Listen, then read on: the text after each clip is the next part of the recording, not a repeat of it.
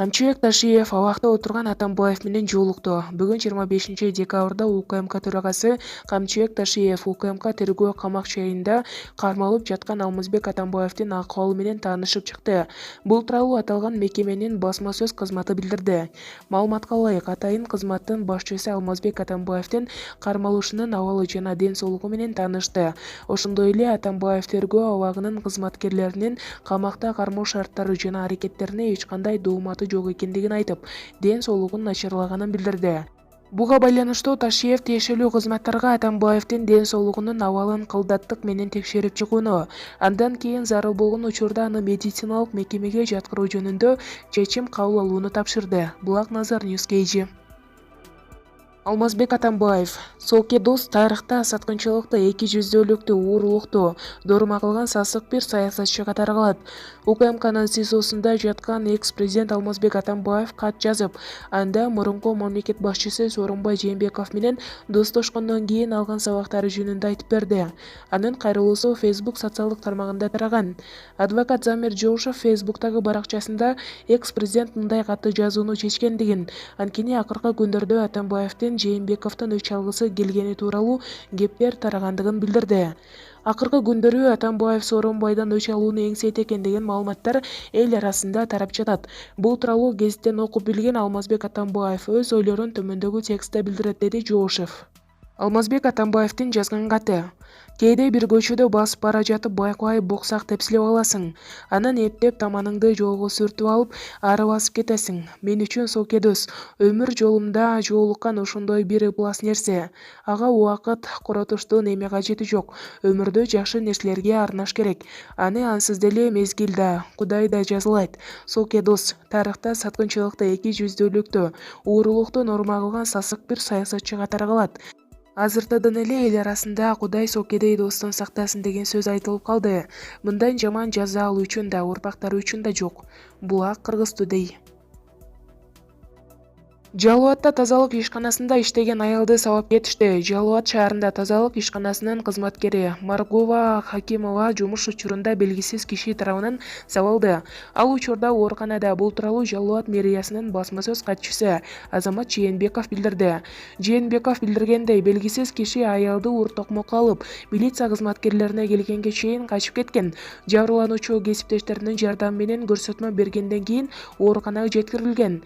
Хакимованын айтымында ал башынан жаракат алып, кан басымы көтөрүлгөн, бети канжалап, оор соккудан улам көзү ачылбай жатат. Ал ооруканада жаткан учурда ага белгисиз номерден чалган киши өзүн тергөөчүмүн деп тааныштырып, тааныбаган адамдын үстүнөн эмнеге арызданасыз, аны биз кайдан табабыз деп айыптаганын айтат, деп жазган Жээнбеков. Жалал Абад ички иштер башкармалыгынын басма сөз кызматынын КЛООПко бул окуяны тастыктап, учурда Хакимованы сабаган киши изделип жатканын маалымдады. Окуя 24-декабрда таңкы саат 4:30 чамасында Бакиев көчөсүндө орун алган. Ал азиат тектүү 25-30 жаштагы киши экени белгилүү болду. Ал эми жабырлануучуга тергөөчүмүн деп аталган факт боюнча учурда кызматтык иликтөө башталды. Бул боюнча кошумча маалымат берилет, деди Жалал Абад облустук ички иштер башкармалыгынын. Аталган факт кылмыштардын жана жоруктардын бирдиктүү реестрине майда бейбаштык беренеси менен катталып, сотко чейинки тергөөгө алынды. Ошондой эле соттук медициналык экспертиза дайындалды. Булак Аргумент KG. Жанар Кадралиев, астролог. Светлана Драгандын айткандары таптакыр туура эмес. Назар Ньюс маалымат агенттиги астролог Жанар Кадралиев менен байланышып, айрым суроолорго жооп алдык.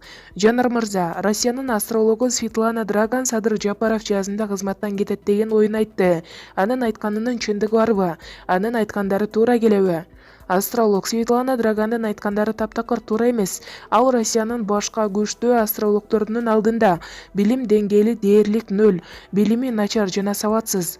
24-ноябрда Бишкекте теракт болот деп айткан. Кана болгону болгон жок. Бирок Садыр Жапаров тегерегин тазалап, дос, тааныш, жакшы саналыштын айтканын аткарганын, көпчүлүктү токтотуп, катуу болуп өзү чечим чыгарышы керек. Антпесе жазда болбосо да жайда бийлиги олку солку болгон абалга кептелет. Булак Назар Ньюс KG.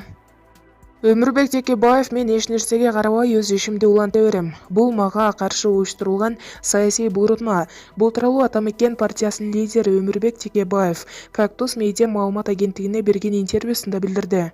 Анын айтымында тергөө иштериндеги маселелерди 2 айдын ичинде чечүү болот. Ал эми сот иштери 1,5 жылдан бери жүрүп жатат. Бизди соттогондо дагы ыкчам тергөө иштери жүргөн. Жээнбековдун учурунда дагы парламенттик шайлоого катышпаш үчүн атайлап созуп келген. Буга байланыштуу мен шайлоого катышуудан баш тарткам, деди Текебаев. Мыйзамдарда мандат номер боюнча эмес, кийинки талапкерге берилет деп жазылгандыгын эсиңиздерге салгым келет. Мен талапкерлердин тизмесинен чыккан жокмун. Демек мен кийинки талапкер болдум. Эгерде актоо өкүмү чыкса, анда сот БШКны мандатты кайтарып берүүгө милдеттендирип, андан кийин БШК мандатты бирөөдөн алып салышы мүмкүн. Бирок андай чечим болгон эмес деп белгиледи ал. Белгилей кетсек, Өмүрбек Текебаев эч ким менен соттошпоорун айтып, мандаты алынганга чейин жумушка чыгаарын жана буга БШКнын чечими керек экендигин кошумчалады. Эскерте кетсек, Текебаев жана мурдагы министр Дүйшөнкул Чотонов Мегаком иши боюнча орусиялык жарандар Леонид Маевский жана Алексей Мадинден пара алган деген көрсөтмөнүн негизинде 2017-жылы ары бири 8 жылдан түрмөгө кесилген. Ошондой эле жогорку сот 2019-жылы ишти жаңы ачылган жагдайларга байланыштуу карап, мурдагы чечимдердин баарын жокко чыгарган жана Текебаев менен Чотоновду 2 жакка чыкпоо тууралуу тилкат алып камактан чыгарган. Булакназар Ньюскейджи. Азимбек Бекназаров: Акаев Бакиевдин кылмыштары менен элдин эмне иши бар? Азимбек агай, президенттик шайлоо менен референдумдун бир күндө болгонун сындагандар азыркы парламенттик референдум өткөргөнгө укугу жок дешүүдө. Буга эмне дейсиз? Айрым кыргыз саясатчылары иш кылганды да, иш кылбаганды да көп сындайт. Сын жакшы, ашкере болбосо. Алар сындай берсин, шайлоо, референдум экөө тең болгону турат.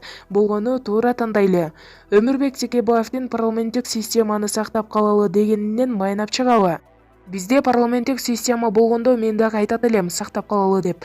Президенттик мыйзамсыз башкарууга ыңгайлашкан партиялык мафиялык системадан элибиз 10 жыл тажадыбы? Партиялык жабык тизмени шайлатуу парламенттик система эмес да. Конституцияны 2012-2015 жылдары бузбаш керек болчу.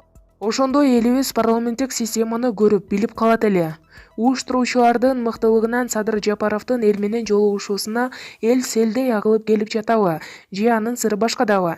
Садыр Жапаров азыркы бийликтин талапкери. 2017-жылы Сооронбай Жээнбековдон эл ушундай топтолушкан. Экинчиден, ал эл үчүн күтүлбөгөн жерден талапкер болуп чыга келди. Ошон үчүн да аны менен жолуккан элге кызык болуп жатат. Президенттик шайлоодо эл кимди тандаса жаңылбайт деп ойлойсуз? Эл тандоону 2020-жылдын 8-13 октябрында эле жасап койгон.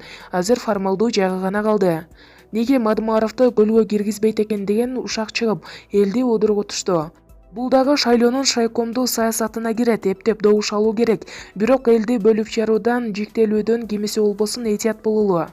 Жапаров менен Мадымаров биригиши мүмкүнбү? Садыр биригүүчүлөр менен биригип бүттү окшойт. Жок дегенде Адахан ага оппонент болуп калышы керек. Күчтүү оппонент турбаса, Садыр баягы 2005-жылкы Бакиевдин кейпине келип, тез эле анын жолуна түшүп кетиши мүмкүн. Садыр Жапаров талапкерлердин көпчүлүгүн кызматка тартабы? Аны бир Кудай же Садыр иним өзү билет. Бирок кызмат баарына жетпейт. Талапкерлерди койбой, соодалашып убада алгандар же талапкерлигин алып коюшкан азаматтар Садырга чоң кызмат кылып жаткандар. Ау, канча дейсиң? Анын баарына кызмат жетеби? Бул сапар Кытайдын карызынан кутулам деген талапкерлер элдин колдоосуна ээ болобу же бул ишке ашпаган убадабы? Менин жеке пикирим боюнча Кытайдын карызын ким алса, ким иштетсе ошолор төлөшсүн. Кутулам дегендердин акылы менен тажрыйбасы, эрки ошого жетеби? Мен кумтөрдү мамлекет үчүн иштетем деген нечендеген талапкерлерди көргөм. Президент болгондон кийин башкача ырдап калышат.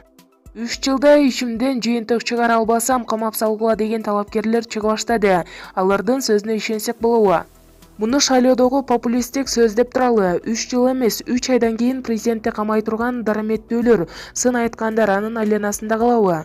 Андайлар жок дегенде кызматтарынан иштей албай койду деген мотив менен айдалат.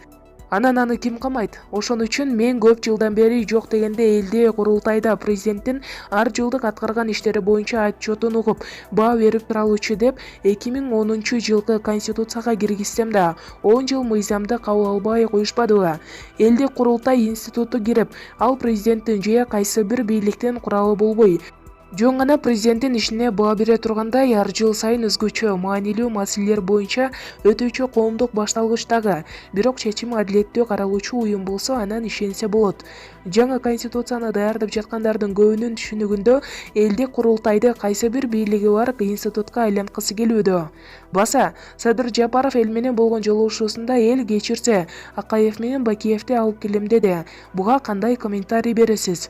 Акаев Бакиевдин кылмыштары менен элдин эмне иши бар? Салык жана башка төлөбөгөн коррупционерлерди кустурабыз дегендер болболу Акаев менен Бакиевди кустурушпайбы? Ошондой эле убагында менин жетекчилигимдеги прокуратура органдары аларды толук кустура албай калган.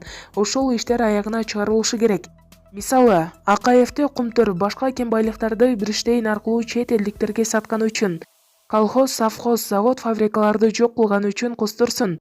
Бабановдун Азия молунун ордундагы инструментальщик стадионун бекер берген үчүн, 14 тонна советтик Кыргызстандын алтынын Россиядан алып келбегени жана 2 тоннага жакын алтынды Бриштейндин самолету менен Цюрихке чыгарып кеткен үчүн, сырткы карыздар үчүн кустурсун. Убагында бул жана башка фактылар боюнча кылмыш иштер козголгон. Бакиев жазасын сырттан болсо да соттолуп алды. Бирок аны алып келип түрмөгө киргизүү керек. Мени кызматтан кетирүү менен улам кийинки президенттер алардын кылмышын жашырып келишет. Садыр алардын жолун жолдобушу шарт. Жапакеев экөө кустурабыз дегендердин көбү ошолордун куйруктары. Элдин мурда аларды Кыргызстанга алып келип, бүт кылмыштарын аягына чыгарып, анан соттотуп туруп, кааласаң кечирим бер. Бирок жазаларын толук алай эле качкан президенттерди дароо элге салам деп өз ишин элибизге шылтаганы туура эмес. Азымбек Анаркулович, неге экс-президент деген статусту алыш керек деген пикирдесиз? Экс-президент институтунун биздикиндей түрү өзүн урматтап сыйлаган укуктук өлкөлөрдө жок. Президент жаман кетсин дейбиз да, ал кызматтан кеткенде элдин акчасынан аларды багабыз. Алардын кайсы жасаган иштери үчүн мамлекеттин эсебинен багабыз. Президентти, эксти чоң мамлекеттик иш-чараларда бири-бири менен сүйлөшмөк тургай, бирин элдин көзүнчө шылдыңдашат. Качкындарды же түрмөдө жаткандарды деле кыргыздарды кээде шылдыңдап, кээде акылдуу сунуп, колдоочу жугундукурлору аркылуу аксынып, саясатка аралашып, уурдап кетишкен акчалары менен кайсы бир партия ээлери же туугандары аркылуу коомдук бөлүнүүнү чыңалууну жаратып жатышат. Айтмакчы, салык жашырып, кийин айыбы ачылып, мамлекетке 200 миллион сом төгүп бергенди ууру дейбизби, же патриот дейбизби? Азыр Кыргызстанда салык төлөбөгөнү, мыйзамсыз байыганы, башка бир кылмыш иш болсо деле баарын коррупционер ууру аларды кустуруп жатабыз деген жеңил-желпи пиар компания күч алды. Коррупция бул кызматтык кылмыш иши болуп эсептелет.